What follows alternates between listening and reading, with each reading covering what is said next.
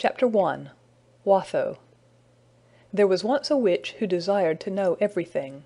But the wiser a witch is, the harder she knocks her head against the wall when she comes to it. Her name was Watho, and she had a wolf in her mind. She cared for nothing in itself, only for knowing it. She was not naturally cruel, but the wolf had made her cruel. She was tall and graceful, with a white skin, red hair, and black eyes, which had a red fire in them. She was straight and strong, but now and then would fall bent together, shudder, and sit for a moment with her head turned over her shoulder, as if the wolf had got out of her mind onto her back. Chapter 2 Aurora This witch got 2 ladies to visit her. One of them belonged to the court, and her husband had been sent on a far and difficult embassy. The other was a young widow whose husband had lately died, and who had since lost her sight. Watho lodged them in different parts of her castle, and they did not know of each other's existence. The castle stood on the side of a hill sloping gently down into a narrow valley, in which was a river with a pebbly channel and a continual song. The garden went down to the bank of the river, enclosed by high walls, which crossed the river and there stopped. Each wall had a double row of battlements, and between the rows was a narrow walk. In the topmost story of the castle, the Lady Aurora occupied a spacious apartment of several large rooms looking southward. The windows projected oriel-wise over the garden below, and there was a splendid view from them both up and down and across the river. The opposite side of the valley was steep, but not very high. Far away snow peaks were visible. These rooms Aurora seldom left, but their airy spaces, the brilliant landscape and sky, the plentiful sunlight, the musical instruments, books, pictures, curiosities, with the company of Watho, who made herself charming, precluded all dullness. She had venison and feathered game to eat, milk and pale, sunny, sparkling wine to drink. She had hair of the yellow gold, waved and rippled, her skin was fair, not white like Watho's, and her eyes were of the blue of the heavens when bluest. Her features were delicate but strong, her mouth large and finely curved, and haunted with smiles. Chapter 3 Vesper Behind the castle the hill rose abruptly. The northeastern tower, indeed, was in contact with the rock, and communicated with the interior of it. For in the rock was a series of chambers, known only to Watho and the one servant whom she trusted, called Falca. Some former owner had constructed these chambers after the tomb of an Egyptian king, and probably with the same design, for in the center of one of them stood what could only be a sarcophagus, but that and the others were walled off. The sides and roof of them were carved in low relief, and curiously painted. Here the witch lodged the blind lady, whose name was Vesper. Her eyes were black, with long black lashes. Her skin had a look of darkened silver, but was of purest tint and grain. Her hair was black and fine and straight-flowing. Her features were exquisitely formed, and if less beautiful, yet more lovely from sadness. She always looked as if she wanted to lie down and not rise again. She did not know she was lodged in a tomb, though now and then she wondered why she never touched a window. There were many couches, covered with richest silk, and soft as her own cheek, for her to lie upon, and the carpets were so thick she might have cast herself down anywhere, as befitted a tomb. The place was dry and warm, and cunningly pierced for air, so that it was always fresh and lacked only sunlight. There the witch fed her upon milk, and wine dark as a carbuncle, and pomegranates, and purple grapes, and birds that dwell in marshy places, and she played to her mournful tunes, and caused wailful violins to attend her, and told her sad tales, thus holding her ever in an atmosphere of sweet sorrow. Chapter 4 Photogen Watho at length had her desire, for witches often get what they want. A splendid boy was born to the fair Aurora. Just as the sun rose, he opened his eyes. Watho carried him immediately to a distant part of the castle, and persuaded the mother that he never cried but once, dying the moment he was born. Overcome with grief, Aurora left the castle as soon as she was able, and Watho never invited her again. And now the witch's care was that the child should not know darkness. Persistently she trained him until at last he never slept during the day, and never woke during the night. She never let him see anything black, and even kept all dull colors out of his way. Never, if she could help it, would she let a shadow fall upon him, watching against shadows as if they had been live things that would hurt him. All day he basked in the full splendor of the sun, in the same large rooms his mother had occupied. Watho used him to the sun until he could bear more of it than any dark-blooded African. In the hottest of every day she stripped him and laid him in it, that he might ripen like a peach, and the boy rejoiced in it, and would resist being dressed again. She brought all her knowledge to bear on making his muscles strong and elastic and swiftly responsive, that his soul, she said laughingly, might sit in every fiber, be all in every part, and awake the moment of call. His hair was of the red gold, but his eyes grew darker as he grew, until they were as black as Vesper's. He was the merriest of creatures, always laughing, always loving, for a moment raging, then laughing afresh. Watho called him Photogen.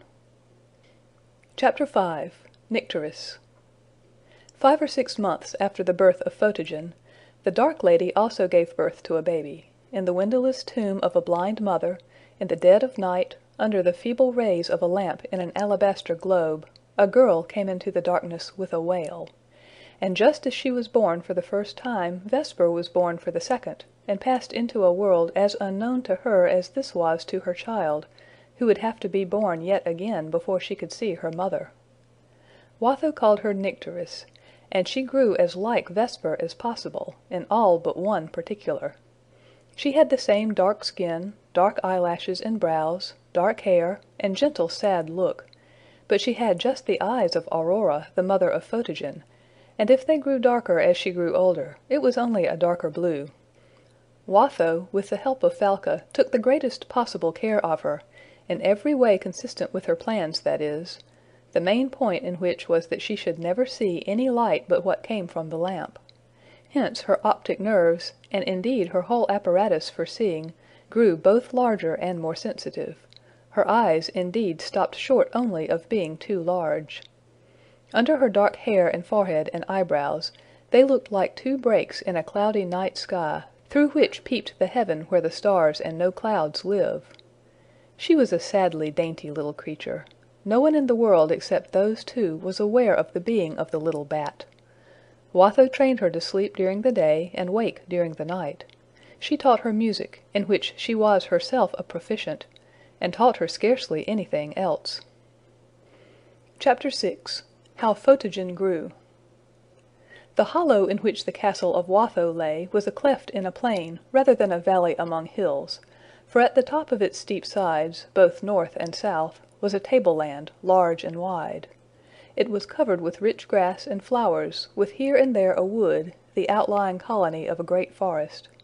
These grassy plains were the finest hunting grounds in the world. Great herds of small but fierce cattle, with humps and shaggy manes, roved about them, also antelopes and gnus, and the tiny roe deer, while the woods were swarming with wild creatures. The tables of the castle were mainly supplied from them. The chief of Watho's huntsmen was a fine fellow, and when Photogen began to outgrow the training she could give him, she handed him over to Fargu. He with a will set about teaching him all he knew. He got him pony after pony, larger and larger as he grew, every one less manageable than that which had preceded it, and advanced him from pony to horse, and from horse to horse, until he was equal to anything in that kind which the country produced. In similar fashion he trained him to the use of bow and arrow, substituting every 3 months a stronger bow and longer arrows, and soon he became, even on horseback, a wonderful archer. He was but 14 when he killed his first bull, causing jubilation among the huntsmen, and indeed through all the castle, for there too he was the favorite. Every day, almost as soon as the sun was up, he went out hunting, and would in general be out nearly the whole of the day. But Watho had laid upon Fargu just one commandment, namely that Photogen should on no account, whatever the plea, be out until sundown, or so near it as to wake in him the desire of seeing what was going to happen, and this commandment Fargu was anxiously careful not to break, for although he would not have trembled had a whole herd of bulls come down upon him, charging at full speed across the level, and not an arrow left in his quiver, he was more than afraid of his mistress. When she looked at him in a certain way, he felt, he said, as if his heart turned to ashes in his breast, and what ran in his veins was no longer blood, but milk and water. So that, ere long, as Photogen grew older, Fargu began to tremble, for he found it steadily growing harder to restrain him. So full of life was he, as Fargu said to his mistress, much to her content, that he was more like a live thunderbolt than a human being. He did not know what fear was, and that not because he did not know danger, for he had had a severe laceration from the razor-like tusk of a boar, whose spine, however, he had severed with one blow of his hunting knife before Fargu could reach him with defense. When he would spur his horse into the midst of a herd of bulls, carrying only his bow and his short sword, or shoot an arrow into a herd and go after it as if to reclaim it for a runaway shaft, arriving in time to follow it with a spear thrust before the wounded animal knew which way to charge, Fargu thought with terror how it would be when he came to know the temptation of the huddle-spot leopards and the knife-clawed lynxes with which the forest was haunted. For the boy had been so steeped in the sun, from childhood so saturated with his influence, that he looked upon every danger from a sovereign height of courage. When, therefore, he was approaching his 16th year, Fargu ventured to beg Watho that she would lay her commands upon the youth himself, and release him from responsibility for him. One might as soon hold a tawny-maned lion as Photogen, he said.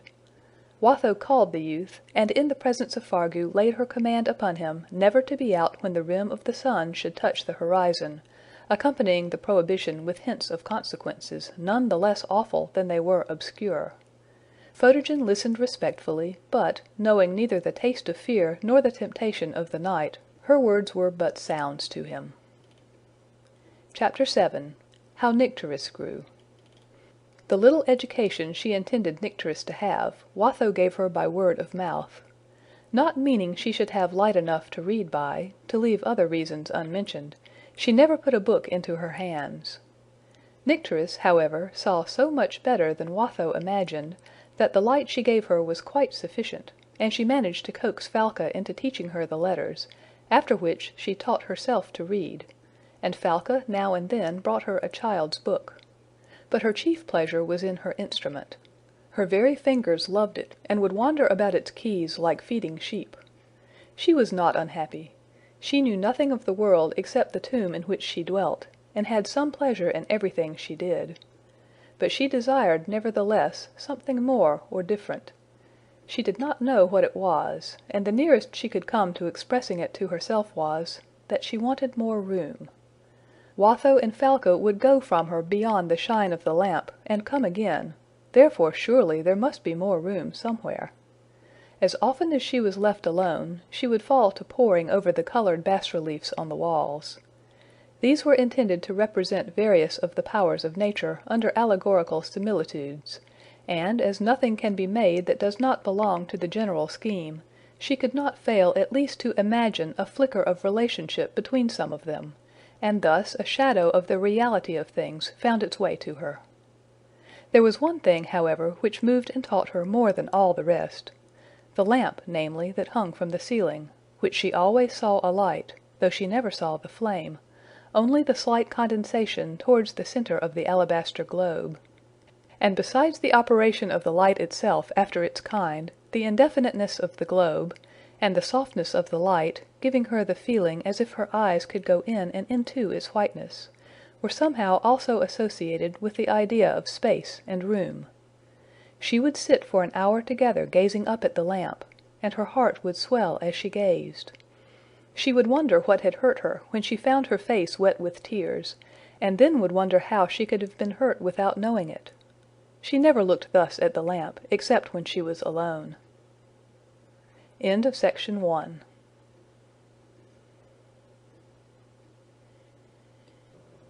Chapter 8. The Lamp. Watho, having given orders, took it for granted they were obeyed, and that Falca was all night long with Nycteris, whose day it was. But Falca could not get into the habit of sleeping through the day, and would often leave her alone half the night. Then it seemed to Nycteris that the white lamp was watching over her. As it was never permitted to go out, while she was awake at least, Nycteris, except by shutting her eyes, knew less about darkness than she did about light. Also, the lamp being fixed high overhead, and in the center of everything, she did not know much about shadows either. The few there were fell almost entirely on the floor, or kept like mice about the foot of the walls. Once, when she was thus alone, there came the noise of a far-off rumbling. She had never before heard a sound of which she did not know the origin, and here therefore was a new sign of something beyond these chambers. Then came a trembling, then a shaking. The lamp dropped from the ceiling to the floor with a great crash, and she felt as if both her eyes were hard shut and both her hands over them.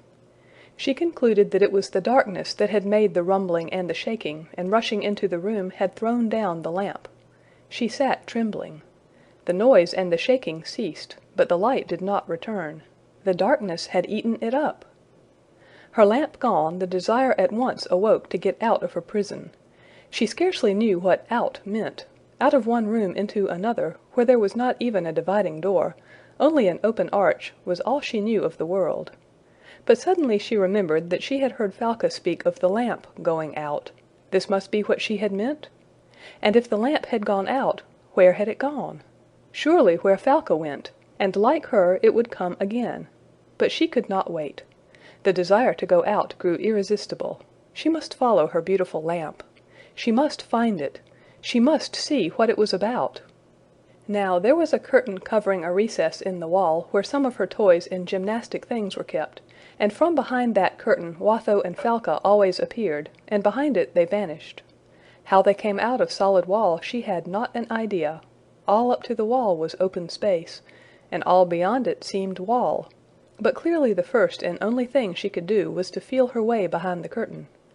It was so dark that a cat could not have caught the largest of mice. Nycteris could see better than any cat, but now her great eyes were not of the smallest use to her. As she went, she trod upon a piece of the broken lamp. She had never worn shoes or stockings, and the fragment, though, being of soft alabaster, it did not cut, yet hurt her foot. She did not know what it was, but as it had not been there before the darkness came, she suspected that it had to do with the lamp. She kneeled therefore, and searched with her hands, and bringing two large pieces together, recognized the shape of the lamp. Therefore it flashed upon her that the lamp was dead, that this brokenness was the death of which she had read without understanding, that the darkness had killed the lamp. What then could Falca have meant when she spoke of the lamp going out? There was the lamp, dead indeed, and so changed that she would never have taken it for a lamp but for the shape. No, it was not the lamp any more, now it was dead, for all that made it a lamp was gone, namely, the bright shining of it. Then it must be the shine, the light, that had gone out. That must be what Falca meant, and it must be somewhere in the other place in the wall. She started afresh after it, and groped her way to the curtain. Now she had never in her life tried to get out, and did not know how, but instinctively she began to move her hands about over one of the walls behind the curtain, half expecting them to go into it, as she supposed Watho and Falca did. But the wall repelled her with inexorable hardness, and she turned to the one opposite. In so doing she set her foot upon an ivory die, and as it met sharply the same spot the broken alabaster had already hurt, she fell forward with her outstretched hands against the wall. Something gave way, and she tumbled out of the cavern. Chapter 9. Out. But alas! Out was very much like in, for the same enemy, the darkness, was here also. The next moment, however, came a great gladness, a firefly which had wandered in from the garden. She saw the tiny spark in the distance. With slow pulsing ebb and throb of light, it came pushing itself through the air, drawing nearer and nearer, with that motion which more resembles swimming than flying, and the light seemed the source of its own motion. "My lamp! My lamp!" cried Nycteris. "It is the shiningness of my lamp, which the cruel darkness drove out. My good lamp has been waiting for me here all the time. It knew I would come after it, and waited to take me with it." She followed the firefly, which, like herself, was seeking the way out. If it did not know the way, it was yet light, and, because all light is one, any light may serve to guide to more light. If she was mistaken in thinking it the spirit of her lamp, It was of the same spirit as her lamp, and had wings. The gold-green jet boat, driven by light, went throbbing before her through a long narrow passage. Suddenly it rose higher, and the same moment Nycteris fell upon an ascending stair. She had never seen a stair before, and found going up a curious sensation. Just as she reached what seemed the top, the firefly ceased to shine, and so disappeared. She was in utter darkness once more. But when we are following the light, even its extinction is a guide. If the firefly had gone on shining, Nycteris would have seen the stair turn, and would have gone up to Watho's bedroom, whereas now, feeling straight before her, she came to a latched door, which after a good deal of trying she managed to open, and stood in a maze of wondering perplexity, awe, and delight. What was it? Was it outside of her, or something taking place in her head? Before her was a very long and very narrow passage, broken up she could not tell how, and spreading out above and on all sides to an infinite height and breadth and distance, as if space itself were growing out of a trough. It was brighter than her rooms had ever been, brighter than if 6 alabaster lamps had been burning in them. There was a quantity of strange streaking and mottling about it, very different from the shapes on her walls. She was in a dream of pleasant perplexity, of delightful bewilderment. She could not tell whether she was upon her feet or drifting about like the firefly, driven by the pulses of an inward bliss. But she knew little as yet of her inheritance. Unconsciously she took one step forward from the threshold, and the girl who had been from her very birth a troglodyte stood in the ravishing glory of a southern night, lit by a perfect moon, not the moon of our northern clime, but a moon like silver glowing in a furnace, a moon one could see to be a globe, not far off, a mere flat disk on the face of the blue, but hanging down halfway, and looking as if one could see all around it by a mere bending of the neck. "It is my lamp," she said, and stood dumb with parted lips. She looked and felt as if she had been standing there in silent ecstasy from the beginning. "No, it is not my lamp," she said after a while. "It is the mother of all the lamps." And with that she fell on her knees and spread out her hands to the moon. She could not in the least have told what was in her mind, but the action was in reality just a begging of the moon to be what she was, that precise, incredible splendor hung in the far-off roof, that very glory essential to the being of poor girls born and bred in caverns. It was a resurrection, nay, a birth itself, to Nycteris. What the vast blue sky, studded with tiny sparks like the heads of diamond nails, could be, what the moon, looking so absolutely content with light, why, she knew less about them than you and I, but the greatest of astronomers might envy the rapture of such a first impression at the age of 16. Immeasurably imperfect it was, but false the impression could not be, for she saw with the eyes made for seeing, and saw indeed what many men are too wise to see. As she knelt, something softly flapped her, embraced her, stroked her, fondled her. She rose to her feet, but saw nothing, did not know what it was. It was likest a woman's breath, for she knew nothing of the air even, had never breathed the still, new-born freshness of the world. Her breath had come to her only through long passages and spirals in the rock. Still less did she know of the air alive with motion, of that thrice blessed thing, the wind of a summer night. It was like a spiritual wine, filling her whole being with an intoxication of purest joy. To breathe was a perfect existence. It seemed to her the light itself she drew into her lungs. Possessed by the power of the gorgeous night, she seemed at one and the same moment annihilated and glorified. She was in the open passage or gallery that ran around the top of the garden walls, between the cleft battlements, but she did not once look down to see what lay beneath. Her soul was drawn to the vault above her, with its lamp and its endless room. At last she burst into tears, and her heart was relieved, as the night itself is relieved by its lightning and rain. And now she grew thoughtful. She must hoard this splendor. What a little ignorance her jailers had made of her! Life was a mighty bliss, and they had scraped hers to the bare bone. They must not know that she knew. She must hide her knowledge, hide it even from her own eyes, keeping it close in her bosom, content to know that she had it, even when she could not brood on its presence, feasting her eyes with its glory. She turned from the vision, therefore, with a sigh of utter bliss, and with soft, quiet steps and groping hands stole back into the darkness of the rock. What was darkness or the laziness of Time's feet to one who had seen what she had that night seen? She was lifted above all weariness, above all wrong. When Falca entered, she uttered a cry of terror, but Nycteris called to her not to be afraid, and told her how there had come a rumbling and shaking, and the lamp had fallen. Then Falca went and told her mistress, and within an hour a new globe hung in the place of the old one. Nycteris thought it did not look so bright and clear as the former, but she made no lamentation over the change; she was far too rich to heed it. For now, prisoner as she knew herself, her heart was full of glory and gladness. At times she had to hold herself from jumping up and going dancing and singing about the room. When she slept, instead of dull dreams, she had splendid visions.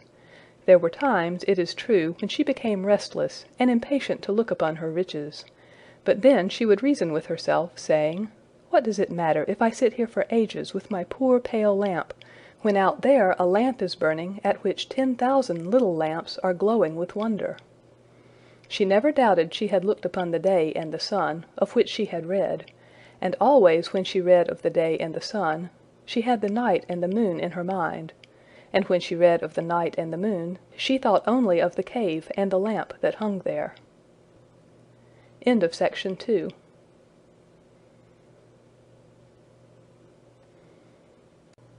Chapter 10.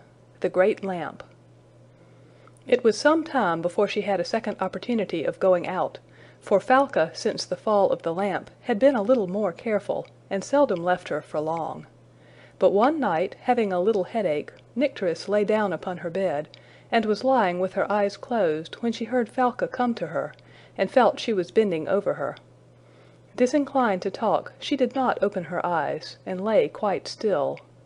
Satisfied that she was asleep, Falca left her, moving so softly that her very caution made Nycteris open her eyes and look after her, just in time to see her vanish, through a picture, as it seemed, that hung on the wall a long way from the usual place of issue. She jumped up, her headache forgotten, and ran in the opposite direction, got out, groped her way to the stair, climbed, and reached the top of the wall. Alas, the great room was not so light as the little one she had left! Why? Sorrow of sorrows, the great lamp was gone! Had its globe fallen, and its lovely light gone out upon great wings, a resplendent firefly oaring itself through a yet grander and lovelier room? She looked down to see if it lay anywhere broken to pieces on the carpet below, but she could not even see the carpet. But surely nothing very dreadful could have happened, no rumbling or shaking, for there were all the little lamps, shining brighter than before, not one of them looking as if any unusual matter had befallen. What if each of those little lamps was growing into a big lamp, and after being a big lamp for a while, had to go out and grow a bigger lamp still, out there beyond this out?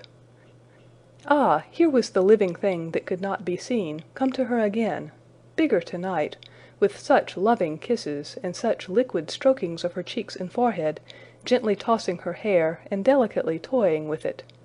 But it ceased, and all was still. Had it gone out? What would happen next? Perhaps the little lamps had not to grow great lamps, but to fall one by one, and go out first? With that came from below a sweet scent, and then another, and another. Ah, how delicious! Perhaps they were all coming to her only on their way out after the great lamp. Then came the music of the river, which she had been too absorbed in the sky to note the first time. What was it? Alas, alas, another sweet living thing on its way out! They were all marching slowly out in long lovely file, one after the other, each taking its leave of her as it passed. It must be so. Here were more and more sweet sounds, following and fading. The whole of the out was going out again. It was all going after the great lovely lamp. She would be left the only creature in the solitary day. Was there nobody to hang up a new lamp for the old one, and keep the creatures from going? She crept back to her rock very sad. She tried to comfort herself by saying that anyhow there would be room out there, But as she said it, she shuddered at the thought of empty room. When next she succeeded in getting out, a half-moon hung in the east. A new lamp had come, she thought, and all would be well. It would be endless to describe the phases of feeling through which Nycteris passed, more numerous and delicate than those of 1,000 changing moons. A fresh bliss bloomed in her soul with every varying aspect of infinite nature. Ere long she began to suspect that the new moon was the old moon, gone out and come in again like herself, also that, unlike herself, it wasted and grew again, that it was indeed a live thing, subject like herself to caverns, and keepers, and solitudes, escaping and shining when it could. Was it a prison like hers it was shut in, and did it grow dark when the lamp left it? Where could be the way into it? With that, first she began to look below as well as above and around her, and then first noted the tops of the trees between her and the floor. There were palms with their red-fingered hands full of fruit, eucalyptus trees crowded with little boxes of powder puffs, oleanders with their half-cast roses, and orange trees with their clouds of young silver stars and their aged balls of gold. Her eyes could see colors invisible to ours in the moonlight. And all these she could distinguish well, though at first she took them for the shapes and colors of the carpet of the great room. She longed to get down among them, now she saw they were real creatures, but she did not know how. She went along the whole length of the wall to the end that crossed the river, but found no way of going down. Above the river she stopped to gaze with awe upon the rushing water. She knew nothing of water but from what she drank and what she bathed in, and as the moon shone on the dark, swift stream, singing lustily as it flowed, she did not doubt that the river was alive, a swift rushing serpent of life, going out? Whither? And then she wondered if what was brought into her rooms had been killed that she might drink it, and have her bath in it. Once when she stepped out upon the wall, it was into the midst of a fierce wind. The trees were all roaring. Great clouds were rushing along the skies and tumbling over the little lamps. The great lamp had not come yet. All was in tumult. The wind seized her garments and hair and shook them as if it would tear them from her. What could she have done to make the gentle creature so angry? Or was this another creature altogether, of the same kind, but hugely bigger, and of a very different temper and behavior? But the whole place was angry. Or was it that the creatures dwelling in it, the wind, and the trees, and the clouds, and the river, had all quarreled, each with all the rest? Would the whole come to confusion and disorder? But as she gazed wondering and disquieted, the moon, larger than ever she had seen her, came lifting herself above the horizon to look, broad and red, as if she, too, were swollen with anger that she had been roused from her rest by their noise, and compelled to hurry up to see what her children were about, thus rioting in her absence, lest they should rack the whole frame of things. And as she rose, the loud wind grew quieter and scolded less fiercely, the trees grew stiller and moaned with a lower complaint, and the clouds hunted and hurled themselves less wildly across the sky. And, as if she were pleased that her children obeyed her very presence, the moon grew smaller as she ascended the heavenly stair, her puffed cheeks sank, her complexion grew clearer, and a sweet smile spread over her countenance, as peacefully she rose and rose. But there was treason and rebellion in her court, for ere she reached the top of her great stairs, the clouds had assembled, forgetting their late wars, and very still they were as they laid their heads together and conspired. Then combining, and lying silently in wait until she came near, they threw themselves upon her and swallowed her up. Down from the roof came spots of wet, faster and faster, and they wetted the cheeks of Nycteris. And what could they be but the tears of the moon, crying because her children were smothering her? Nycteris wept too, and, not knowing what to think, stole back in dismay to her room. The next time she came out in fear and trembling. There was the moon still, away in the west, poor indeed, and old, and looking dreadfully worn, as if all the wild beasts in the sky had been gnawing at her. But there she was, alive still, and able to shine. Chapter 11. The Sunset. Knowing nothing of darkness, or stars, or moon, Photogen spent his days in hunting. On a great white horse he swept over the grassy plains, glorying in the sun, fighting the wind, and killing the buffaloes. One morning, when he happened to be on the ground a little earlier than usual, and before his attendants, he caught sight of an animal unknown to him, stealing from a hollow into which the sun rays had not yet reached. Like a swift shadow it sped over the grass, slinking southward to the forest. He gave chase, noted the body of a buffalo it had half eaten, and pursued it the harder. But with great leaps and bounds the creature shot farther and farther ahead of him, and vanished. Turning, therefore, defeated, he met Fargu, who had been following him as fast as his horse could carry him. "What animal was that, Fargu?" he asked. "How he did run!" Fargu answered he might be a leopard, but he rather thought from his pace and look that he was a young lion. "What a coward he must be!" said Photogen. "Don't be too sure of that," rejoined Fargu. "He is one of the creatures the sun makes uncomfortable. As soon as the sun is down, he will be brave enough." He had scarcely said it when he repented, nor did he regret it the less when he found that Photogen made no reply. But alas, said was said. "Then," said Photogen to himself, "that contemptible beast is one of the terrors of sundown, of which Madame Watho spoke."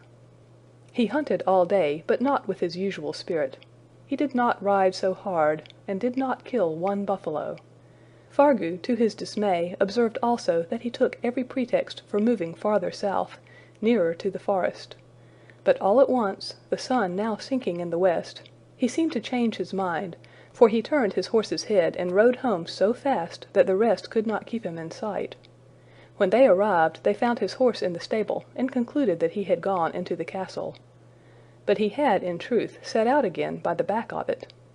Crossing the river a good way up the valley, he reascended to the ground they had left, and just before sunset reached the skirts of the forest.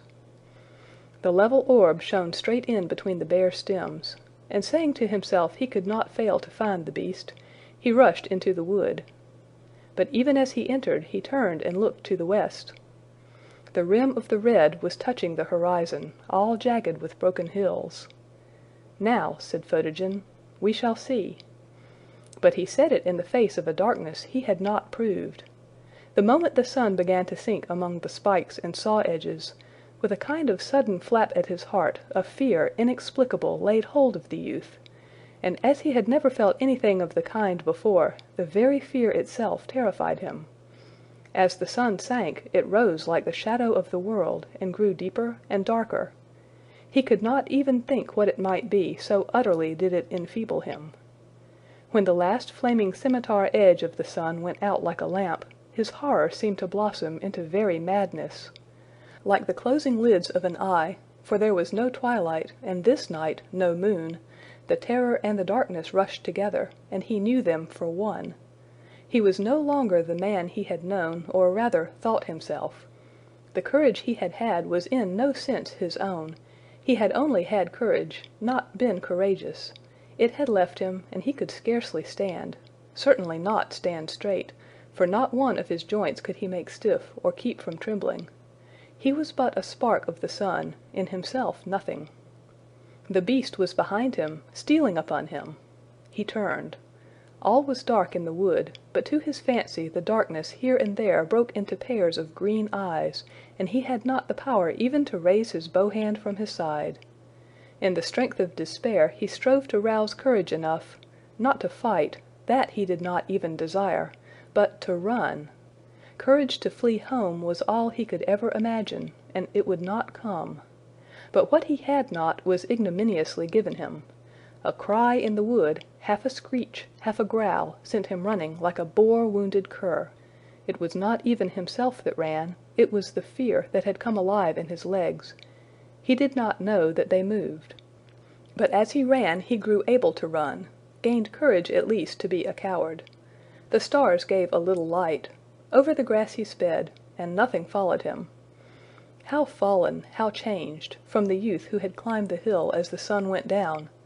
A mere contempt to himself, the self that contemned was a coward with the self it contemned. There lay the shapeless black of a buffalo humped upon the grass. He made a wide circuit and swept on like a shadow driven in the wind. For the wind had arisen, and added to his terror. It blew from behind him. He reached the brow of the valley and shot down the steep descent like a falling star. Instantly the whole upper country behind him arose and pursued him. The wind came howling after him, filled with screams, shrieks, yells, roars, laughter, and chattering, as if all the animals of the forest were careering with it. In his ears was a trampling rush, the thunder of the hoofs of the cattle, in career from every quarter of the wide plains to the brow of the hill above him. He fled straight for the castle, scarcely with breath enough to pant. As he reached the bottom of the valley, the moon peered up over its edge. He had never seen the moon before, except in the daytime, when he had taken her for a thin, bright cloud. She was a fresh terror to him, so ghostly, so ghastly, so gruesome, so knowing as she looked over the top of her garden wall upon the world outside. That was the night itself, the darkness alive, and after him, the horror of horrors coming down the sky to curdle his blood and turn his brain to a cinder. He gave a sob and made straight for the river, where it ran between the two walls at the bottom of the garden. He plunged in, struggled through, clambered up the bank, and fell senseless on the grass. End of section 3.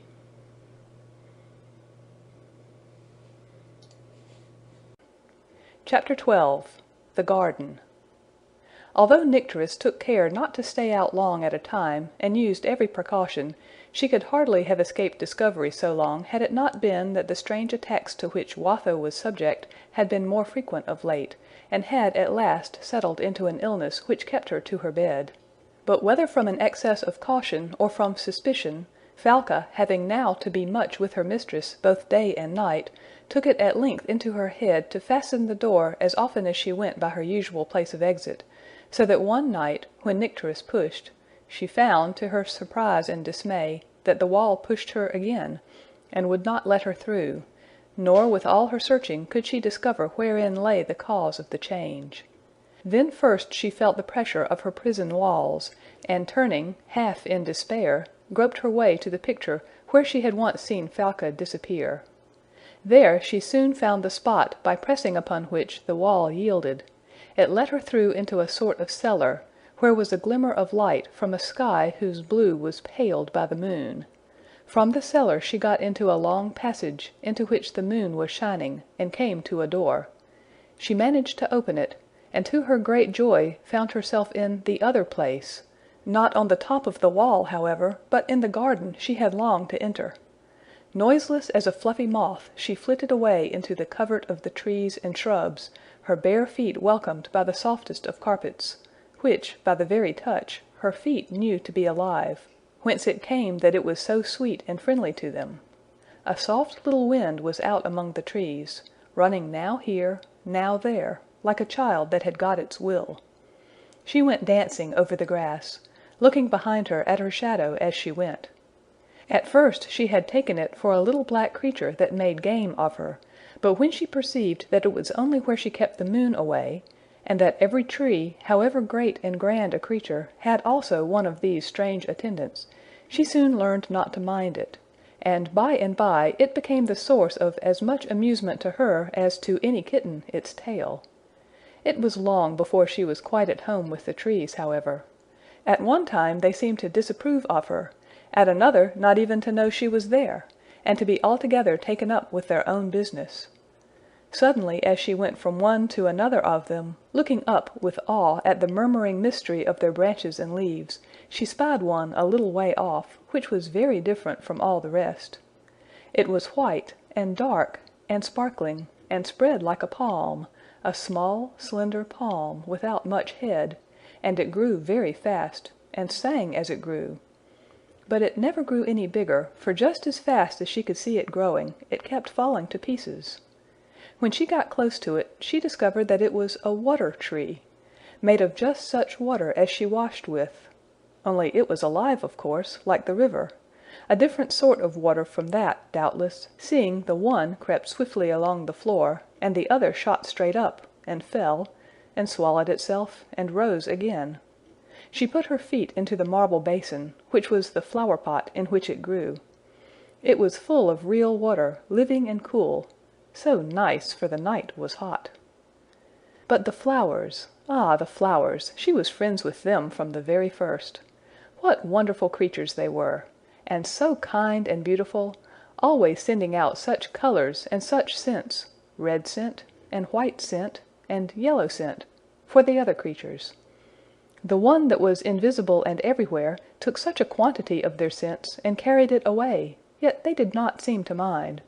It was their talk, to show they were alive and not painted like those on the walls of her rooms and on the carpets. She wandered along down the garden until she reached the river.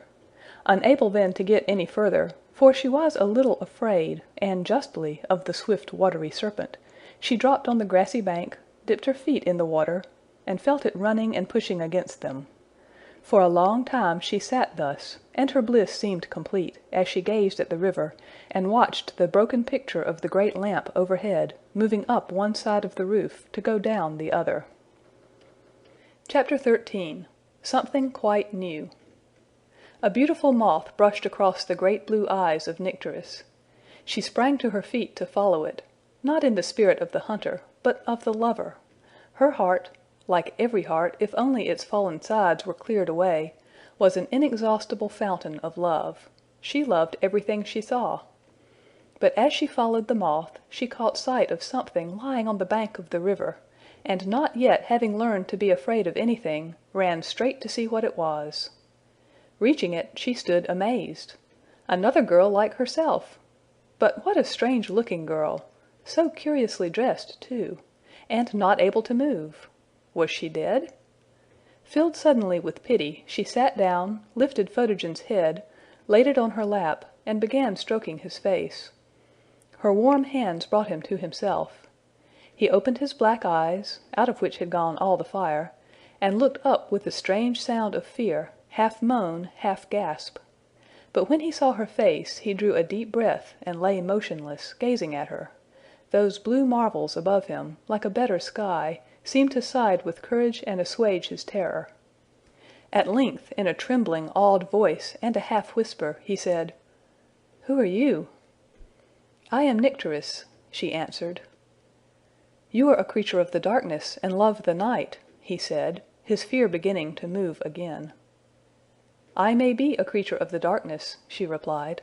"I hardly know what you mean. But I do not love the night. I love the day with all my heart, and I sleep all the night long." "How can that be?" said Photogen, rising on his elbow, but dropping his head on her lap again the moment he saw the moon. "How can it be?" he repeated, "when I see your eyes there, wide awake?" She only smiled and stroked him, for she did not understand him, and thought he did not know what he was saying. "Was it a dream, then?" resumed Photogen, rubbing his eyes. But with that his memory came clear, and he shuddered and cried, "Oh, horrible, horrible! To be turned all at once into a coward! A shameful, contemptible, disgraceful coward! I am ashamed, ashamed! And so frightened! It is all so frightful!" "What is so frightful?" asked Nycteris, with a smile like that of a mother to her child waked from a bad dream. "All, all," he answered. "All this darkness, and the roaring." "My dear," said Nycteris, "there is no roaring. How sensitive you must be! What you hear is only the walking of the water, and the running about of the sweetest of all the creatures. She is invisible, and I call her everywhere, for she goes through all the other creatures and comforts them. Now she is amusing herself, and them too, with shaking them and kissing them, and blowing in their faces. Listen, do you call that roaring? You should hear her when she is rather angry, though. I don't know why, but she is sometimes, and then she does roar a little." "It is so horribly dark," said Photogen, who, listening while she spoke, had satisfied himself that there was no roaring. "Dark!" she echoed. "You should be in my room when an earthquake has killed my lamp. I do not understand. How can you call this dark? Let me see. Yes, you have eyes, and big ones, bigger than Madame Watho's or Falca's. Not so big as mine, I fancy, only I never saw mine. But then, oh yes, I know now what is the matter. You can't see with them because they are so black. Darkness can't see, of course. Never mind, I will be your eyes and teach you to see. Look here, at these lovely white things in the grass, with red sharp points all folded together into one. Oh, I love them so! I could sit looking at them all day, the darlings!" Photogen looked close at the flowers, and thought he had seen something like them before, but could not make them out. As Nycteris had never seen an open daisy, so had he never seen a closed one. Thus instinctively Nycteris tried to turn him away from his fear, and the beautiful creature's strange, lovely talk helped not a little to make him forget it. "You call it dark," she said again, as if she could not get rid of the absurdity of the idea. "Why, I could count every blade of the green hair I suppose it is what the books call grass within 2 yards of me. And just look at the great lamp. It is brighter than usual today, and I can't think why you should be frightened, or call it dark." As she spoke, she went on stroking his cheeks and hair, and trying to comfort him. But oh, how miserable he was! And how plainly he looked it! He was on the point of saying that her great lamp was dreadful to him, looking like a witch, walking in the sleep of death, but he was not so ignorant as Nycteris, and knew even in the moonlight that she was a woman, though he had never seen one so young or so lovely before, and while she comforted his fear, her presence made him the more ashamed of it. Besides, not knowing her nature, he might annoy her, and make her leave him to his misery. He lay still, therefore, hardly daring to move. All the little life he had seemed to come from her, and if he were to move, she might move, and if she were to leave him, he must weep like a child. "How did you come here?" asked Nycteris, taking his face between her hands. "Down the hill," he answered. "Where do you sleep?" she asked. He signed in the direction of the house. She gave a little laugh of delight. "When you have learned not to be frightened, you will always be wanting to come out with me," she said. She thought with herself she would ask her presently, when she had come to herself a little, how she had made her escape, for she must, of course, like herself, have got out of a cave, in which Watho and Falca had been keeping her. "Look at the lovely colors," she went on, pointing to a rose bush, on which Photogen could not see a single flower. "They are far more beautiful, are they not, than any of the colors upon your walls? And then they are alive, and smell so sweet!" He wished she would not make him keep opening his eyes to look at things he could not see, and every other moment would start and grasp tight hold of her, as some fresh pang of terror shot into him. "Come, come, dear," said Nycteris, "you must not go on this way. You must be a brave girl, and—" "A girl!" shouted Photogen, and started to his feet in wrath. "If you were a man, I should kill you." "A man?" repeated Nycteris. "What is that? How could I be that? We are both girls, are we not?" "No, I am not a girl," he answered. "Although," he added, changing his tone, and casting himself on the ground at her feet, "I have given you too good reason to call me one." "Oh, I see," returned Nycteris. "No, of course, you can't be a girl. Girls are not afraid, without reason. I understand now. It is because you are not a girl that you are so frightened." Photogen twisted and writhed upon the grass. "No, it is not," he said sulkily. "It is this horrible darkness that creeps into me, goes all through me, into the very marrow of my bones. That is what makes me behave like a girl. If only the sun would rise!" "The sun? What is it?" cried Nycteris, now in her turn conceiving a vague fear. Then Photogen broke into a rhapsody, in which he vainly sought to forget his. "It is the soul, the life, the heart, the glory of the universe," he said. "The worlds dance like motes in his beams. The heart of man is strong and brave in his light, and when it departs his courage goes from him, goes with the sun, and he becomes such as you see me now." "Then that is not the sun?" said Nycteris thoughtfully, pointing up to the moon. "That!" cried Photogen with utter scorn. "I know nothing about that, except that it is ugly and horrible. At best it can be only the ghost of a dead sun. Yes, that is it! That is what makes it look so frightful." "No," said Nycteris, after a long thoughtful pause, "you must be wrong there. I think the sun is the ghost of a dead moon, And that is how he is so much more splendid, as you say. Is there, then, another big room where the sun lives in the roof?"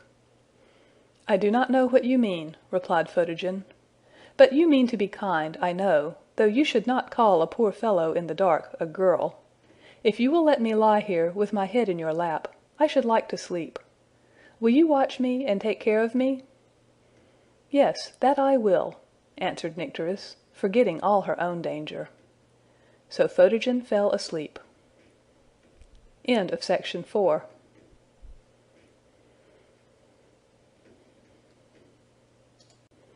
Chapters 14 to 15. Chapter 14. The Sun. There Nycteris sat, and there the youth lay all night long, in the heart of the great cone shadow of the earth, like two pharaohs in one pyramid. Photogen slept and slept, and Nycteris sat motionless lest she should wake him, and so betray him to his fear. The moon rode high in the blue eternity. It was a very triumph of glorious night. The river ran babble-murmuring in deep soft syllables, the fountain kept rushing moonward, and blossoming momently to a great silvery flower whose petals were forever falling like snow, but with a continuous musical clash, into the bed of its exhaustion beneath. The wind woke, took a run among the trees, went to sleep, and woke again. The daisies slept on their feet at hers, but she did not know they slept. The roses might well seem awake, for their scent filled the air, but in truth they slept also, and the odor was that of their dreams.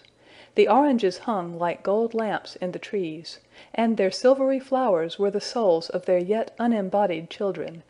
The scent of the acacia blooms filled the air like the very odor of the moon herself. At last, unused to the living air, and weary with sitting so still and so long, Nycteris grew drowsy. The air began to grow cool. It was getting near the time when she too was accustomed to sleep. She closed her eyes just a moment, and nodded, opened them suddenly wide, for she had promised to watch. In that moment a change had come. The moon had got round and was fronting her from the west, and she saw that her face was altered, that she had grown pale, as if she too were wan with fear, and from her lofty place espied a coming terror. The light seemed to be dissolving out of her. She was dying. She was going out. And yet everything around looked strangely clear, clearer than ever she had seen anything before. How could the lamp be shedding more light when she herself had less? Ah, that was just it! See how faint she looked! It was because the light was forsaking her, and spreading itself over the room, that she grew so thin and pale. She was giving up everything. She was melting away from the roof like a bit of sugar in water. Nycteris was fast growing afraid, and sought refuge with the face upon her lap. How beautiful the creature was! What to call it she could not think, for it had been angry when she called it what Watho called her. And wonder upon wonders! Now, even in the cold change that was passing upon the great room, the color as of a red rose was rising in the wan cheek. What beautiful yellow hair it was that spread over her lap! What great huge breaths the creature took! And what were those curious things it carried? She had seen them on her walls, she was sure. Thus she talked to herself while the lamp grew paler and paler, and everything kept growing yet clearer. What could it mean? The lamp was dying, going out into the other place of which the creature in her lap had spoken, to be a sun. But why were the things growing clearer before it was yet a sun? That was the point. Was it her growing into a sun that did it? Yes, yes, it was coming death. She knew it, for it was coming upon her also. She felt it coming. What was she about to grow into? Something beautiful, like the creature in her lap? It might be. Anyhow, it must be death, for all her strength was going out of her, while all around her was growing so light she could not bear it. She must be blind soon. Would she be blind or dead first? For the sun was rushing up behind her. Photogen woke, lifted his head from her lap, and sprang to his feet. His face was one radiant smile. His heart was full of daring, that of the hunter who will creep into the tiger's den. Nycteris gave a cry, covered her face with her hands, and pressed her eyelids close. Then blindly she stretched out her arms to Photogen, crying, "Oh, I am so frightened! What is this? It must be death! I don't wish to die yet. I love this room and the old lamp. I do not want the other place. This is terrible. I want to hide. I want to get into the sweet, soft, dark hands of all the other creatures. Ah me! Ah me!" "What is the matter with you, girl?" said Photogen, with the arrogance of all male creatures until they have been taught by the other kind. He stood looking down upon her over his bow, of which he was examining the string. "There is no fear of anything now, child. It is day. The sun is all but up. Look, he will be above the brow of yon hill in one moment more. Good-bye. Thank you for my night's lodging. I'm off. Don't be a goose. If ever I can do anything for you, and all that, you know." "Don't leave me! Oh, don't leave me!" cried Nycteris. "I am dying! I am dying! I can't move, the light sucks all the strength out of me, and oh, I am so frightened!" But already Photogen had splashed through the river, holding high his bow that it might not get wet. He rushed across the level and strained up the opposing hill. Hearing no answer, Nycteris removed her hands. Photogen had reached the top, and the same moment the sun rays alighted upon him, the glory of the king of day crowded blazing upon the golden-haired youth. Radiant as Apollo, he stood in mighty strength, a flashing shape in the midst of flame. He fitted a glowing arrow to a gleaming bow. The arrow parted with a keen musical twang of the bowstring, and Photogen, darting after it, vanished with a shout. Up shot Apollo himself, and from his quiver scattered astonishment and exultation. But the brain of poor Nycteris was pierced through and through. She fell down in utter darkness. All around her was a flaming furnace. In despair and feebleness and agony she crept back, feeling her way with doubt and difficulty and enforced persistence to her cell. When at last the friendly darkness of her chamber folded her about with its cooling and consoling arms, she threw herself on her bed and fell fast asleep. And there she slept on, one alive in a tomb, while Photogen, above in the sun glory, pursued the buffaloes on the lofty plain, thinking not once of her where she lay dark and forsaken, whose presence had been his refuge, her eyes and her hands his guardians through the night. He was in his glory and his pride, and the darkness and its disgrace had vanished for a time. Chapter 15. The Coward Hero. But no sooner had the sun reached the noonstead than Photogen began to remember the past night in the shadow of that which was at hand, and to remember it with shame. He had proved himself, and not to himself only, but to a girl as well, a coward, one bold in the daylight, while there was nothing to fear, but trembling like any slave when the night arrived. There must be, something unfair in it. A spell had been cast upon him. He had eaten, he had drunk something that did not agree with courage. In any case, he had been taken unprepared. How was he to know what the going down of the sun would be like? It was no wonder he should have been surprised into terror, seeing it was what it was, in its very nature so terrible. Also, one could not see where danger might be coming from. You might be torn in pieces, carried off, or swallowed up, without even seeing where to strike a blow. Every possible excuse he caught at, eager as a self-lover to lighten his self-contempt. That day he astonished the huntsmen, terrified them with his reckless daring, all to prove to himself he was no coward. But nothing eased his shame. One thing only had hope in it, the resolve to encounter the dark in solemn earnest, now that he knew something of what it was. It was nobler to meet a recognized danger than to rush contemptuously into what seemed nothing, nobler still to encounter a nameless horror. He could conquer fear and wipe out disgrace together. For a marksman and swordsman like him, he said, one with his strength and courage, there was but danger. Defeat there was not. He knew the darkness now, and when it came he would meet it as fearless and cool as now he felt himself. And again he said, "We shall see." He stood under the boughs of a great beech as the sun was going down, far away over the jagged hills. Before it was half down he was trembling like one of the leaves behind him in the first sigh of the night wind. The moment the last of the glowing disk vanished, he bounded away in terror to gain the valley, and his fear grew as he ran. Down the side of the hill, an abject creature, he went bounding and rolling and running, fell rather than plunged into the river, and came to himself, as before, lying on the grassy bank in the garden. But when he opened his eyes, there were no girl eyes looking down into his. There were only the stars in the waste of the sunless night, the awful all-enemy he had again dared but could not encounter. Perhaps the girl was not yet come out of the water. He would try to sleep, for he dared not move, and perhaps when he woke he would find his head on her lap, and the beautiful dark face, with its deep blue eyes, bending over him.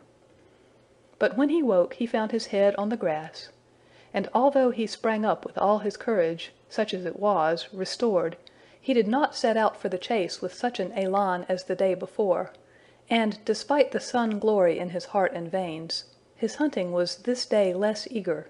He ate little, and from the first was thoughtful, even to sadness. A second time he was defeated and disgraced. Was his courage nothing more than the play of the sunlight on his brain? Was he a mere ball tossed between the light and the dark? Then what a poor contemptible creature he was! But a third chance lay before him. If he failed the third time, he dared not foreshadow what he must then think of himself. It was bad enough now, but then! Alas, it went no better. The moment the sun was down, he fled as if from a legion of devils. 7 times in all he tried to face the coming night in the strength of the past day, and 7 times he failed with such increase of failure, with such a growing sense of ignominy, overwhelming at length all the sunny hours and joining night to night, that, what with misery, self-accusation, and loss of confidence, his daylight courage too began to fade, and at length, from exhaustion, from getting wet, and then lying out of doors all night, and night after night, worst of all, from the consuming of the deathly fear, and the shame of shame, his sleep forsook him, and on the 7th morning, instead of going to the hunt, he crawled into the castle and went to bed. The grand health, over which the witch had taken such pains, had yielded, and in an hour or two he was moaning and crying out in delirium. End of section 5.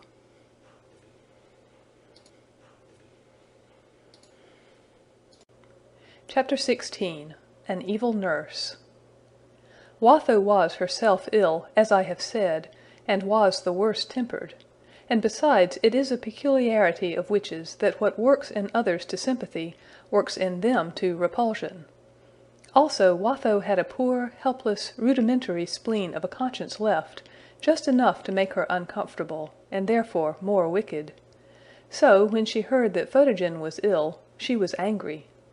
Ill indeed, after all she had done to saturate him with the life of the system, with the solar might itself? He was a wretched failure, the boy! And because he was her failure, she was annoyed with him, began to dislike him, grew to hate him. She looked on him as a painter might upon a picture, or a poet upon a poem, which he had only succeeded in getting into an irrecoverable mess. In the hearts of witches, love and hate lie close together, and often tumble over each other. And whether it was that her failure with Photogen foiled also her plans in regard to Nycteris, or that her illness made her yet more of a devil's wife, certainly Watho now got sick of the girl too, and hated to know her about the castle. She was not too ill, however, to go to poor Photogen's room and torment him. She told him she hated him like a serpent, and hissed like one as she said it, looking very sharp in the nose and chin, and flat in the forehead. Photogen thought she meant to kill him, and hardly ventured to take anything brought to him. She ordered every ray of light to be shut out of his room, but by means of this he got a little used to the darkness. She would take one of his arrows, and now tickle him with the feather end of it, now prick him with the point, till the blood ran down. What she meant finally I cannot tell, but she brought Photogen speedily to the determination of making his escape from the castle. What he should do then, he would think afterwards. Who could tell but he might find his mother somewhere beyond the forest? If it were not for the broad patches of darkness that divided day from day, He would fear nothing. But now, as he lay helpless in the dark, ever and anon would come dawning through it the face of the lovely creature who on that first awful night nursed him so sweetly. Was he never to see her again? If she was, as he had concluded, the nymph of the river, why had she not reappeared? She might have taught him not to fear the night, for plainly she had no fear of it herself. But then, when the day came, she did seem frightened. Why was that, seeing there was nothing to be afraid of then? Perhaps one so much at home in the darkness was correspondingly afraid of the light. Then his selfish joy at the rising of the sun, blinding him to her condition, had made him behave to her, in ill return for her kindness, as cruelly as Watho behaved to him. How sweet and dear and lovely she was! If there were wild beasts that came out only at night, and were afraid of the light, why should there not be girls, too, made the same way, who could not endure the light, as he could not bear the darkness? If only he could find her again! Ah, how differently he would behave to her! But alas, perhaps the sun had killed her, melted her, burned her up. Dried her up, that was it, if she was the nymph of the river. Chapter 17. Watho's Wolf. From that dreadful morning Nycteris had never got to be herself again. The sudden light had been almost death to her, and now she lay in the dark with the memory of a terrific sharpness, a something she dared scarcely recall, lest the very thought of it should sting her beyond endurance. But this was as nothing to the pain which the recollection of the rudeness of the shining creature whom she had nursed through his fear caused her, for the moment his suffering passed over to her, and he was free, the first use he made of his returning strength had been to scorn her. She wondered and wondered. It was all beyond her comprehension. Before long, Watho was plotting evil against her. The witch was like a sick child weary of his toy. She would pull her to pieces and see how she liked it. She would set her in the sun and see her die like a jelly from the salt ocean cast out on a hot rock. It would be a sight to soothe her wolf pain. One day, therefore, a little before noon, while Nycteris was in her deepest sleep, she had a darkened litter brought to the door, and in that she made 2 of her men carry her to the plain above. There they took her out, laid her on the grass, and left her. Watho watched it all from the top of her high tower, through her telescope, and scarcely was Nycteris left, when she saw her sit up, and the same moment cast herself down again with her face to the ground. "She'll have a sunstroke," said Watho, "and that'll be the end of her." Presently, tormented by a fly, a huge humped buffalo, with a great shaggy mane, came galloping along, straight for where she lay. At the sight of the thing on the grass, he started, swerved yards aside, stopped dead, and then came slowly up, looking malicious. Nycteris lay quite still, and never even saw the animal. "Now she'll be trodden to death," said Watho. "That's the way those creatures do." When the buffalo reached her, he sniffed at her all over, and went away, then came back and sniffed again, then all at once went off as if a demon had him by the tail. Next came a new, a more dangerous animal still, and did much the same, then a gaunt wild boar. But no creature hurt her, and Watho was angry with the whole creation. At length in the shade of her hair the blue eyes of Nycteris began to come to themselves a little, and the first thing they saw was a comfort. I have told already how she knew the night daisies, each a sharp-pointed little cone with a red tip, and once she had parted the rays of one of them with trembling fingers, for she was afraid she was dreadfully rude, and perhaps was hurting it. But she did want, she said to herself, to see what secret it carried so carefully hidden, and she found its golden heart. But now, right under her eyes, inside the veil of her hair, in the sweet twilight of whose blackness she could see it perfectly, stood a daisy with its red tip opened wide into a carmine ring, displaying its heart of gold on a platter of silver. She did not at first recognize it as one of those cones come awake, but a moment's notice revealed what it was. Who then could have been so cruel to the lovely little creature as to force it open like that, and spread it heart bare to the terrible death lamp? Whoever it was, it must be the same that had thrown her out there to be burned to death in its fire. But she had her hair, and could hang her head, and make a small sweet night of her own about her. She tried to bend the daisy down and away from the sun, and to make its petals hang about it like her hair, but she could not. Alas! It was burned and dead already. She did not know that it could not yield to her gentle force, because it was drinking life, with all the eagerness of life, from what she called the death lamp. Oh, how the lamp burned her! But she went on thinking, she did not know how, and by began to reflect that, as there was no roof to the room, except that in which the great fire went rolling about, the little red tip must have seen the lamp 1,000 times, and must know it quite well, and it had not killed it. Nay, thinking about farther, she began to ask the question whether this, in which she now saw it, might not be its more perfect condition. For not only now did the whole seem perfect, as indeed it did before, but every part showed its own individual perfection as well, which perfection made it capable of combining with the rest into the higher perfection of a whole. The flower was a lamp itself. The golden heart was the light, and the silver border was the alabaster globe, skilfully broken, and spread wide to let out the glory. Yes, the radiant shape was plainly its perfection. If then it was the lamp which had opened it into that shape, the lamp could not be unfriendly to it, but must be of its own kind, seeing it made it perfect. And again, when she thought of it, there was clearly no little resemblance between them. What if the flower, then, was the little great-grandchild of the lamp, and he was loving it all the time? And what if the lamp did not mean to hurt her, only could not help it? The red tips looked as if the flower had some time or other been hurt. What if the lamp was making the best it could of her, opening her out somehow like the flower? She would bear it patiently and see. But how coarse the color of the grass was! Perhaps, however, her eyes not being made for the bright lamp, she did not see them as they were. Then she remembered how different were the eyes of the creature that was not a girl and was afraid of the darkness. Ah, if the darkness would only come again, all arms, friendly and soft, everywhere about her, she would wait, and bear, and be patient. She lay so still that Watho did not doubt she had fainted.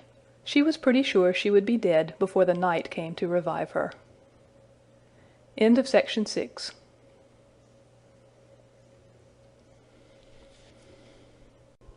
Chapter 18. Refuge.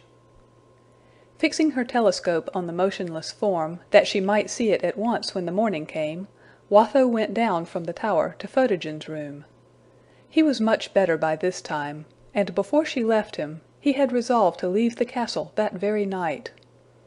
The darkness was terrible indeed, but Watho was worse than even the darkness, and he could not escape in the day. As soon, therefore, as the house seemed still, he tightened his belt, hung to it his hunting knife, put a flask of wine and some bread in his pocket, and took his bow and arrows. He got from the house and made his way at once up to the plain. But what with his illness, the terrors of the night, and his dread of the wild beasts, when he got to the level he could not walk a step further, and sat down, thinking it better to die than to live. In spite of his fears, however, sleep contrived to overcome him, and he fell at full length on the soft grass. He had not slept long when he woke with such a strange sense of comfort and security that he thought the dawn at last must have arrived. But it was dark night about him. And the sky— no, it was not the sky, but the blue eyes of his naiad looking down upon him. Once more he lay with his head in her lap, and all was well, for plainly the girl feared the darkness as little as he the day. "Thank you," he said. "You are like live armor to my heart. You keep the fear off me. I have been very ill since then. Did you come up out of the river when you saw me cross?" "I don't live in the water," she answered. "I live under the pale lamp, and I die under the bright one." "Ah, yes, I understand now," he returned. "I would not have behaved as I did last time if I had understood, but I thought you were mocking me, and I am so made that I cannot help being frightened at the darkness. I beg your pardon for leaving you as I did, for, as I say, I did not understand. Now I believe you were really frightened, were you not?" "I was, indeed," answered Nycteris, "and shall be again. But why you should be, I cannot in the least understand. You must know how gentle and sweet the darkness is, how kind and friendly, how soft and velvety. It holds you to its bosom, and loves you. A little while ago I lay faint and dying under your hot lamp. What is it you call it?" "The sun," murmured Photogen. "How I wish he would make haste!" "Ah, do not wish that. Do not, for my sake, hurry him. I can take care of you from the darkness, but I have no one to take care of me from the light. As I was telling you, I lay dying in the sun. All at once I drew a deep breath. A cool wind came and ran over my face. I looked up. The torture was gone, for the death lamp itself was gone. I hope he does not die and grow brighter yet. My terrible headache was all gone, and my sight was come back. I felt as if I were new made. But I did not get up at once, for I was tired still. The grass grew cool about me and turned soft in color. Something wet came upon it, and it was now so pleasant to my feet that I rose and ran about. And when I had been running about a long time, all at once I found you lying, just as I had been lying a little while before. So I sat down beside you to take care of you, till your life, and my death, should come again." "How good you are, you beautiful creature! Why, you forgave me before ever I asked you!" cried Photogen. Thus they fell a-talking, and he told her what he knew of his history, and she told him what she knew of hers, and they agreed they must get away from Watho as far as ever they could. "And we must set out at once," said Nycteris. "The moment the morning comes," returned Photogen. "We must not wait for the morning," said Nycteris, "for then I shall not be able to move, and what would you do the next night? Besides, Watho sees best in the daytime. Indeed, you must come now, Photogen, you must." "I cannot, I dare not," said Photogen. "I cannot move. If I but lift my head from your lap, the very sickness of terror seizes me." "I shall be with you," said Nycteris soothingly. "I will take care of you till your dreadful sun comes, and then you may leave me, and go away as fast as you can. Only please put me in a dark place first, if there is one to be found." "I will never leave you again, Nycteris," cried Photogen. "Only wait till the sun comes, and brings me back my strength, and we will go together, and never, never part any more." "No, no," persisted Nycteris. "We must go now. And you must learn to be strong in the dark as well as in the day, else you will always be only half brave. I have begun already, not to fight your son, but to try to get at peace with him, and understand what he really is, and what he means with me, whether to hurt me or to make the best of me. You must do the same with my darkness." "But you don't know what mad animals there are away there towards the south," said Photogen. "They have huge green eyes, and they would eat you up like a bit of celery, you beautiful creature." "Come, come, you must," said Nycteris, "or I shall have to pretend to leave you, to make you come. I have seen the green eyes you speak of, and I will take care of you from them." "You? How can you do that? If it were day now, I could take care of you from the worst of them. But as it is, I can't even see them, for this abominable darkness. I could not see your lovely eyes but for the light that is in them, that lets me see straight into heaven through them. They are windows into the very heaven beyond the sky. I believe they are the very place where the stars are made." "You come then, or I shall shut them," said Nycteris, "and you shan't see them any more till you are good. Come, if you can't see the wild beasts, I can." "You can? And you ask me to come?" cried Photogen. "Yes," answered Nycteris, "and more than that, I see them long before they can see me, so that I am able to take care of you." "But how?" persisted Photogen. "You can't shoot with bow and arrow, or stab with a hunting knife." "No, but I can keep out of the way of them all. Why, just when I found you I was having a game with 2 or 3 of them at once. I see and scent them too, long before they are near me, long before they can see or scent me." "You don't see or scent any now, do you?" said Photogen uneasily, rising on his elbow. "No, none at present. I will look," replied Nycteris, and sprang to her feet. "Oh, oh! Do not leave me, not for a moment!" cried Photogen, straining his eyes to keep her face in sight through the darkness. "Be quiet, or they will hear you," she returned. "The wind is from the south, and they cannot scent us. I have found out all about that. Ever since the dear dark came, I have been amusing myself with them, getting every now and then just into the edge of the wind, and letting one have a sniff of me." "Oh, horrible!" cried Photogen. "I hope you will not insist on doing so any more. What was the consequence?" "Always, the very instant, he turned with dashing eyes, and bounded towards me. Only he could not see me, you must remember. But my eyes being so much better than his, I could see him perfectly well, and would run away around him until I scented him, and then I knew he could not find me anyhow. If the wind were to turn and run the other way now, there might be a whole army of them down upon us, leaving no room to keep out of their way. You had better come." She took him by the hand. He yielded and rose, and she led him away. But his steps were feeble, and as the night went on he seemed more and more ready to sink. "Oh dear, I am so tired, and so frightened," he would say. "Lean on me," Nycteris would return, putting her arm around him, or patting his cheek. "Take a few steps more. Every step away from the castle is clear gain. Lean harder on me. I am quite strong and well now." So they went on. The piercing night eyes of Nycteris descried not a few pairs of green ones gleaming like holes in the darkness, and many a round she made to keep far out of their way, but she never said to Photogen she saw them. Carefully she kept him off the uneven places, and on the softest and smoothest of the grass, talking to him gently all the way as they went, of the lovely flowers and the stars, how comfortable the flowers looked down in their green beds, and how happy the stars up in their blue beds. When the morning began to come, he began to grow better, but was dreadfully tired with walking instead of sleeping, especially after being so long ill. Nycteris, too, what with supporting him, what with growing fear of the light, which was beginning to ooze out of the east, was very tired.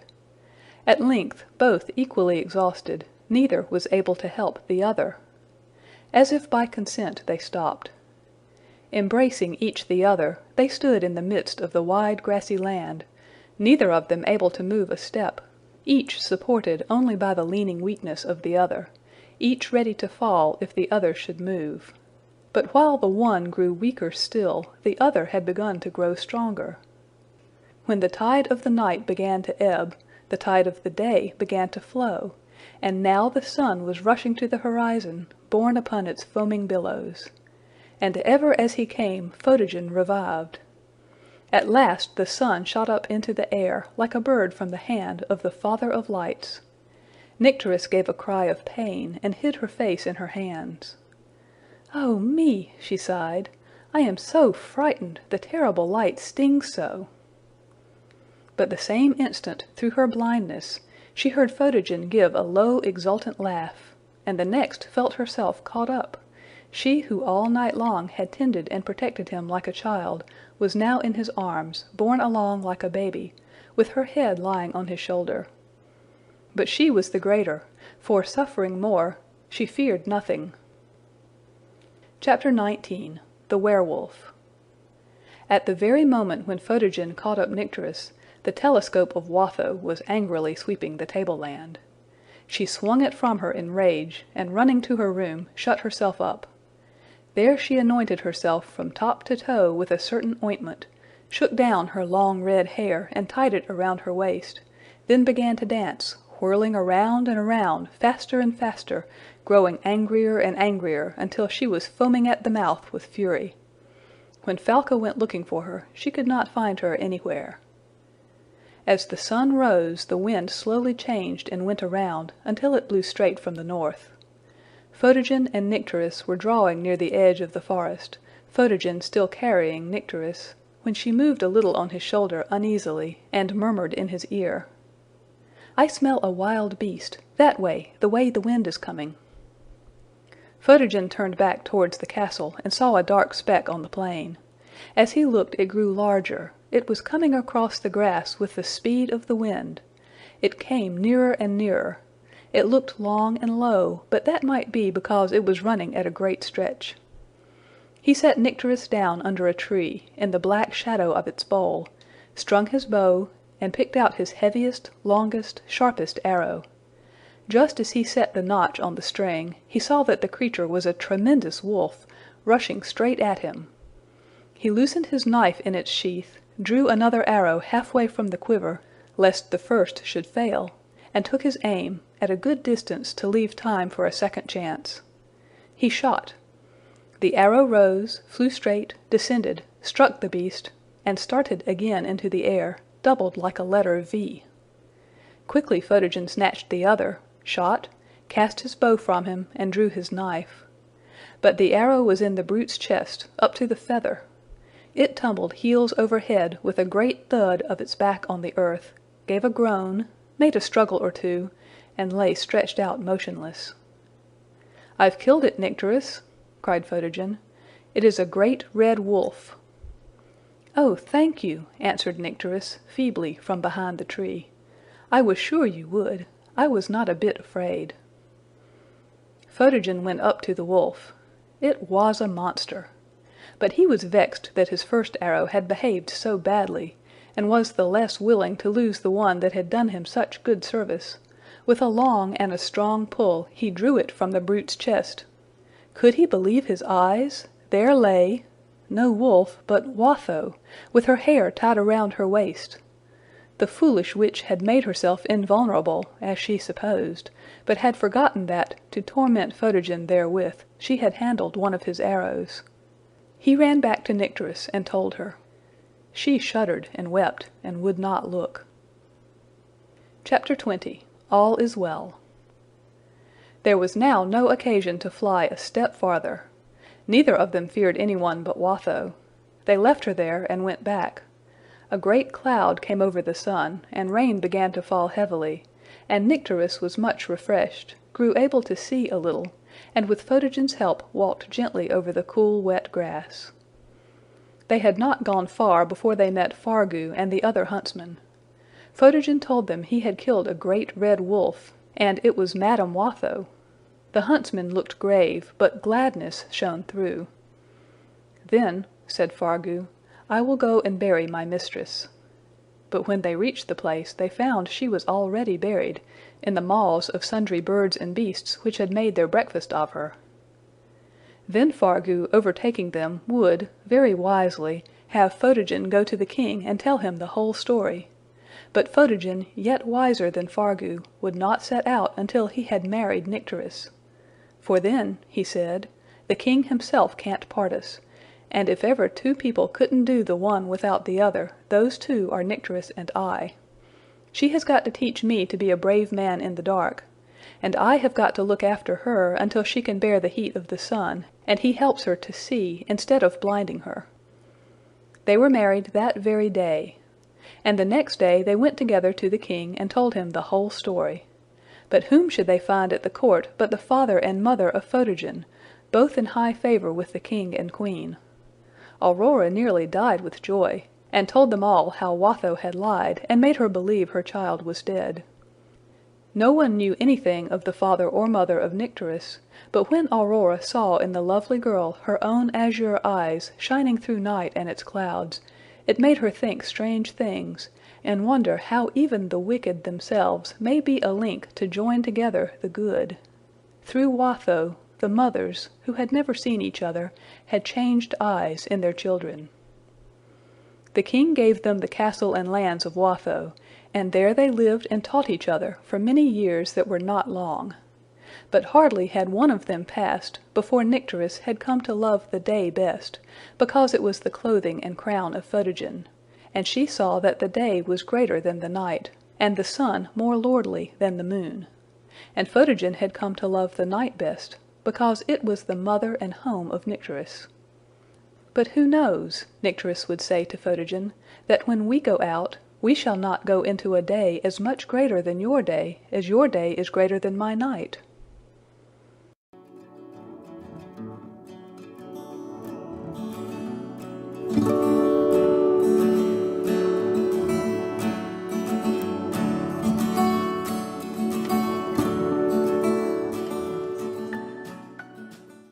He became, even on horseback, a wonderful archer.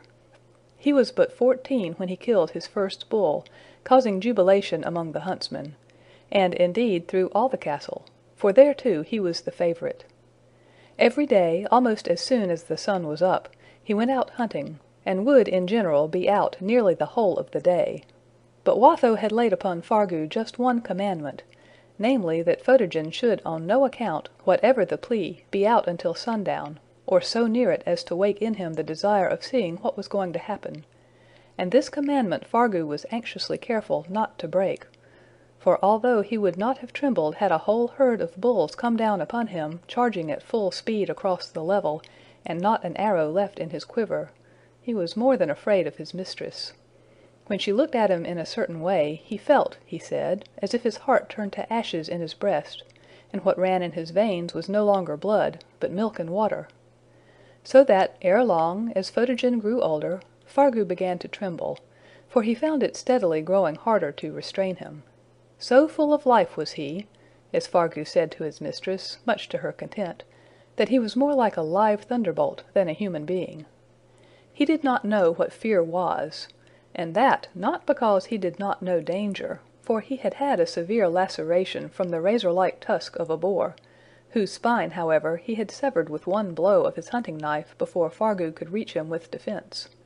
When he would spur his horse into the midst of a herd of bulls, carrying only his bow and his short sword, or shoot an arrow into a herd and go after it as if to reclaim it for a runaway shaft, arriving in time to follow it with a spear thrust before the wounded animal knew which way to charge, Fargu thought with terror how it would be when he came to know the temptation of the huddle-spot leopards, and the knife-clawed lynxes with which the forest was haunted. For the boy had been so steeped in the sun, from childhood so saturated with his influence, that he looked upon every danger from a sovereign height of courage. When, therefore, he was approaching his 16th year, Fargu ventured to beg Watho that she would lay her commands upon the youth Aurora, the mother of Photogen, and if they grew darker as she grew older, it was only a darker blue. Watho, with the help of Falca, took the greatest possible care of her, in every way consistent with her plans, that is, the main point in which was that she should never see any light but what came from the lamp. Hence her optic nerves, and indeed her whole apparatus for seeing, grew both larger and more sensitive. Her eyes, indeed, stopped short only of being too large. Under her dark hair and forehead and eyebrows, they looked like two breaks in a cloudy night sky, through which peeped the heaven where the stars and no clouds live. She was a sadly dainty little creature. No one in the world except those two was aware of the being of the little bat. Watho trained her to sleep during the day and wake during the night. She taught her music, in which she was herself a proficient, and taught her scarcely anything else. Chapter 6. How Photogen Grew. The hollow in which the castle of Watho lay was a cleft in a plain rather than a valley among hills, for at the top of its steep sides, both north and south, was a tableland, large and wide. It was covered with rich grass and flowers, with here and there a wood, the outlying colony of a great forest. These grassy plains were the finest hunting grounds in the world. Great herds of small but fierce cattle, with humps and shaggy manes, roved about them, also antelopes and gnus, and the tiny roe deer, while the woods were swarming with wild creatures. The tables of the castle were mainly supplied from them. The chief of Watho's huntsmen was a fine fellow, and when Photogen began to outgrow the training she could give him, she handed him over to Fargu. He with a will set about teaching him all he knew. He got him pony after pony, larger and larger as he grew, every one less manageable than that which had preceded it, and advanced him from pony to horse, and from horse to horse, until he was equal to anything in that kind which the country produced. In similar fashion he trained him to the use of bow and arrow, substituting every 3 months a stronger bow and longer arrows, and soon not white like Watho's, and her eyes were of the blue of the heavens when bluest, her features were delicate but strong, her mouth large and finely curved, and haunted with smiles. Chapter 3. Vesper. Behind the castle the hill rose abruptly. The northeastern tower, indeed, was in contact with the rock, and communicated with the interior of it. For in the rock was a series of chambers, known only to Watho and the one servant whom she trusted, called Falca. Some former owner had constructed these chambers after the tomb of an Egyptian king, and probably with the same design, for in the center of one of them stood what could only be a sarcophagus, but that and the others were walled off.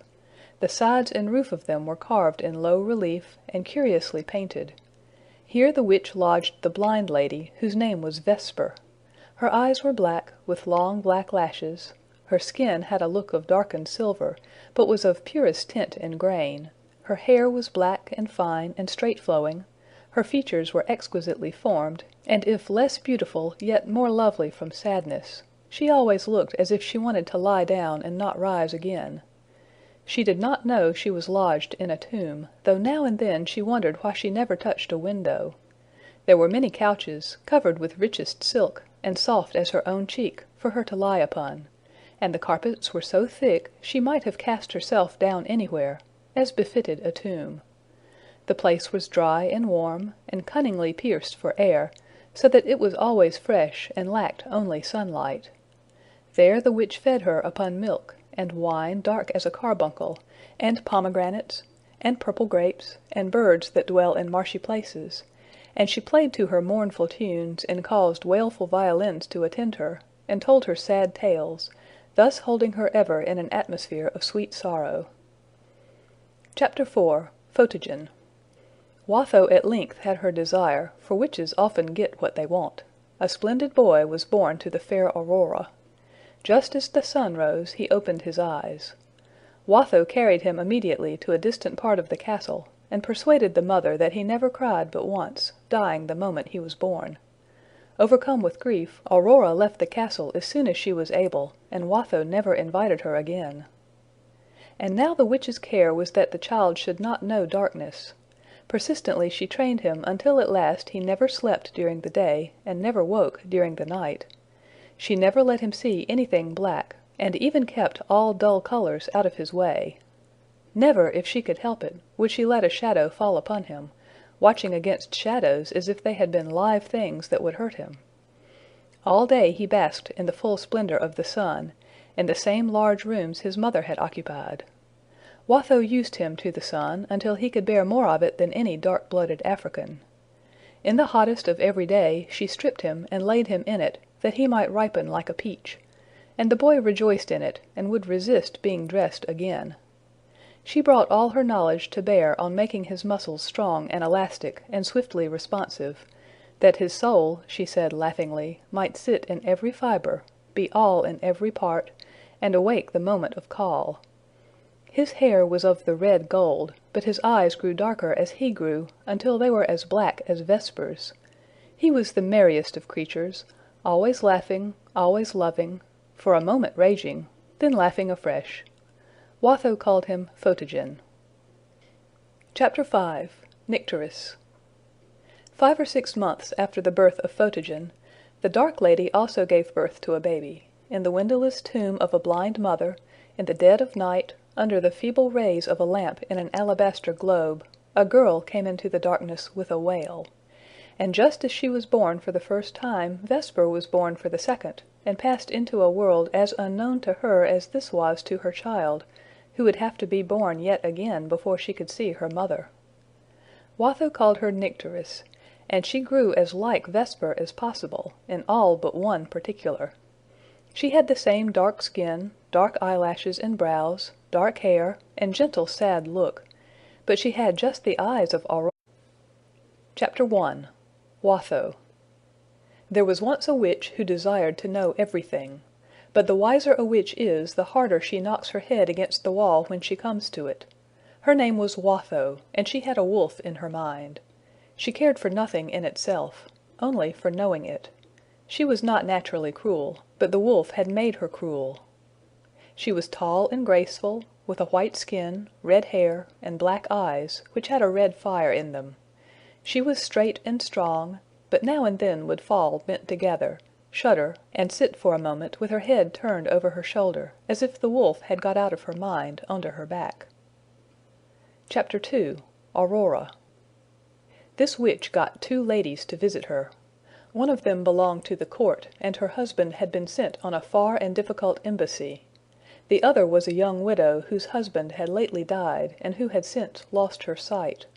Watho lodged them in different parts of her castle, and they did not know of each other's existence. The castle stood on the side of a hill sloping gently down into a narrow valley, in which was a river with a pebbly channel and a continual song. The garden went down to the bank of the river, enclosed by high walls, which crossed the river and there stopped. Each wall had a double row of battlements, and between the rows was a narrow walk. In the topmost story of the castle, the Lady Aurora occupied a spacious apartment of several large rooms looking southward. The windows projected oriel-wise over the garden below, and there was a splendid view from them both up and down and across the river. The opposite side of the valley was steep, but not very high. Far away snow peaks were visible. These rooms Aurora seldom left, but their airy spaces, the brilliant landscape and sky, the plentiful sunlight, the musical instruments, books, pictures, curiosities, with the company of Watho, who made herself charming, precluded all dullness. She had venison and feathered game to eat, milk and pale, sunny, sparkling wine to drink. She had hair of the yellow gold, waved and rippled, her skin was fair,